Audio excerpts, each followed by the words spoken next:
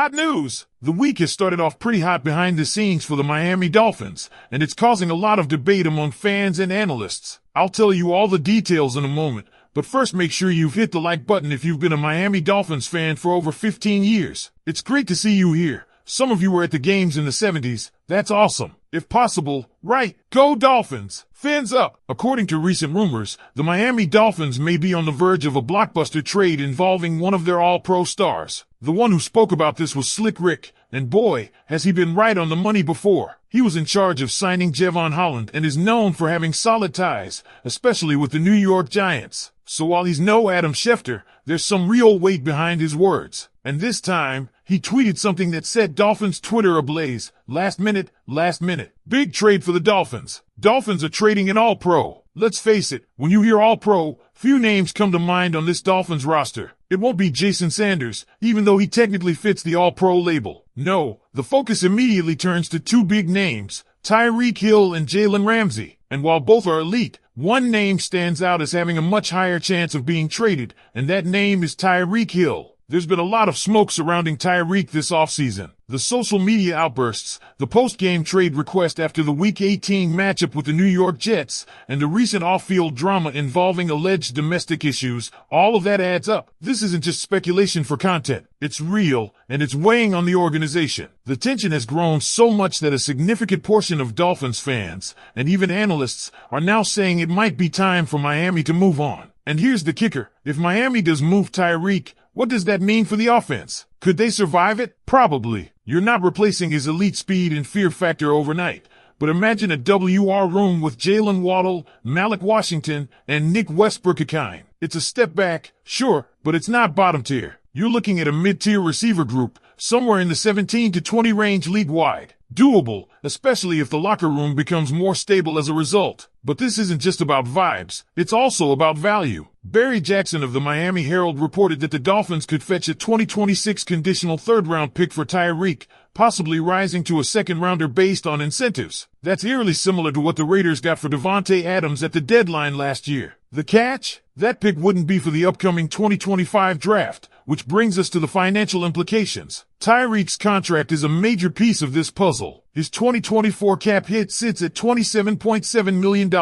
Trade him before June 1st and that number jumps to $28.3 million, all dead cap, since he wouldn't be on the team. But trade him after June 1st, and the cap hit drops drastically to $12.7 million, offering significant financial relief. He's still under contract through 2026, with a monster $51.8 million cap hit coming next year, though much of it is not guaranteed. So let's face it, if the Dolphins don't trade him now, 2024 is likely his last year in aqua and orange regardless. Now, let's talk destinations. If Tyreek is on the move, where could he land? Green Bay makes a ton of sense. Jordan Love needs a true WR1. New England always needs receiver help, though trading him within the division is dicey. The Chargers? With Justin Herbert and Ladd McConkey, they could use another elite threat on the outside. These are all plausible landing spots that could make the numbers work and give Miami something in return. But here's where things take a twist. What if Slick Rick wasn't talking about Tyreek Hill at all? What if the all-pro in question is Jalen Ramsey? At first glance, it seems absurd. Ramsey is still elite, and Miami desperately needs help at cornerback. After moving on from Kendall Fuller, the cornerback room is razor thin. Without Ramsey,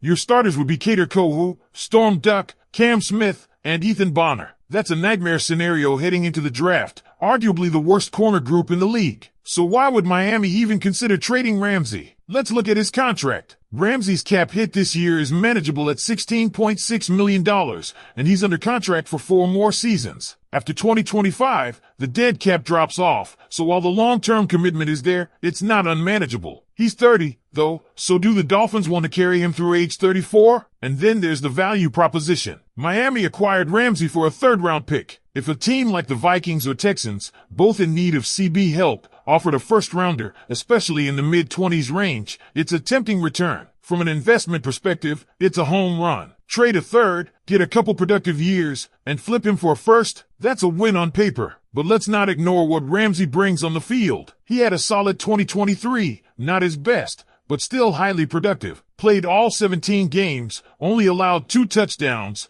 grabbed a couple interceptions, and held his own in coverage. And again, look at the depth chart behind him. Miami would have no choice but to draft a corner in round 1, maybe even double dip and take 2 corners with their top 3 picks if they traded Ramsey. Names like Will Johnson, Jaden Bar-Ion, Maxwell Hairston, and Trey Amos are all potential targets, but none are guaranteed hits. If you keep Ramsey, you pair him with one of those prospects, and suddenly your cornerback room looks solid again. This is where the Dolphins front office faces a crossroads. Do they try to get younger and gain future draft capital by moving on from 2 of their biggest stars? Or do they run it back one more time, hoping the mix of veteran talent and a strong draft can finally push them over the top? Either way, fans are watching closely, and that brings it back to you, the fan. You've seen the rumors, you felt the tension building, and now the question is real. Should the Miami Dolphins trade Tyreek Hill? Would you accept a conditional third that could become a second? Or wait until after June 1st to get that much-needed cap relief? And what about Jalen Ramsey? If a first-round pick lands on the table, is that enough to let go of your best defensive back? Drop your thoughts in the comments. Who's more likely to be dealt if this trade rumor is true? Tyreek Hill or Jalen Ramsey? Type TH4 Tyreek or JR4 Jalen. Let us know where you stand,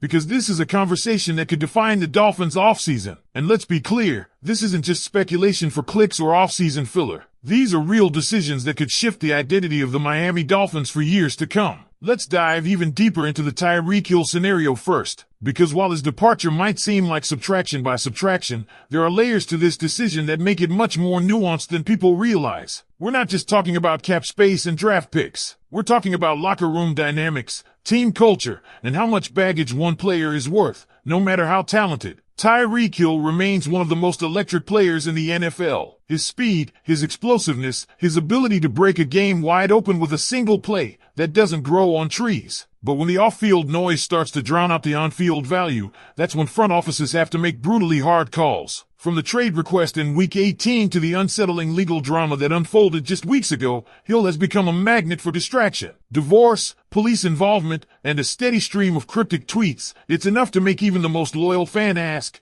is this worth it anymore? And the Dolphins know this isn't Madden. You don't just hit trade player and move on. Every decision has ripple effects. Let's say they move Tyreek to Green Bay or Los Angeles. In that case, Waddle becomes your unquestioned WR1, and you're relying heavily on development from Malik Washington and a resurgence from Westbrook-Ikine, maybe even targeting another receiver in the draft. The identity of this offense shifts drastically. Tua would lose his most explosive weapon, and Mike McDaniel's playbook would have to evolve on the fly. But here's the kicker. If you wait until after June 1st, you save $15.6 million in cap space. That's money you can use immediately to plug other holes, be it depth on the defensive line, adding a veteran cornerback, or investing in the offensive line. It's a strategic move, one that makes sense if Miami's front office is thinking beyond just 2024.